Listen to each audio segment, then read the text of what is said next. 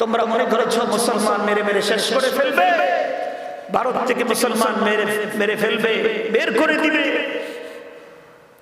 মোদী সরকারকে মনে রাখা দরকার, মনে রাখা দরকার এই ভারতকে সর্বপ্রথম যারা বিজয় করেছে তারা হলো মুসলমান। এই ভারতকে যারা শাসন করেছে তারা মুসলমান। 800 বছর পর্যন্ত একটা মুসলমান এই ভারতকে শাসন করেছে।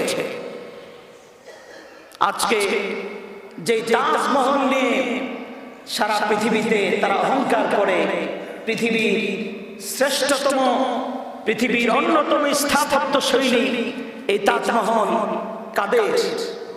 মুসলমানদের। কে বানিয়েছেন? বাদশাহ শাহজাহান। মুসলমানদের হাতে যে কুতুব মিনার নিয়ে তারা গর্ব করে, এই কুতুব মিনার কে বানিয়েছেন? মুসলমান বাদশাহ কুতুবউদ্দিন আইবেক। ভারতে গর্ব করার মতো যতগুলা স্থাপত্য শৈলী আছে সবগুলা মুসলমানদের। চিল্লায় বলি আল্লাহু আকবার। আমরা শাসন করেছি 800 বছর, কিন্তু 800 বছরের ইতিহাস পড়ে দেখুন, 800 বছরে 8 জন মুসলমানকেও ভারত থেকে বের করে দেওয়া হয় নাই। সুবহানাল্লাহ। এটাই হলো ইসলাম, এটাই হলো ইসলাম।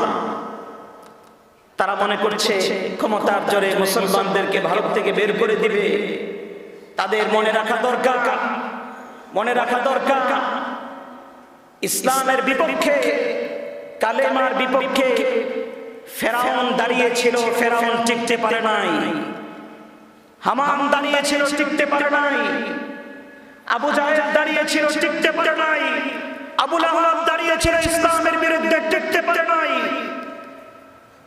উতবা, শাইবা, কাফের গোষ্ঠীরা শত শত বছর ধরে তারা চেষ্টা করে যাচ্ছে, তারা ইসলামের বিরুদ্ধে দাঁড়িয়েছে, তারা কেউ টিকতে পারে নাই।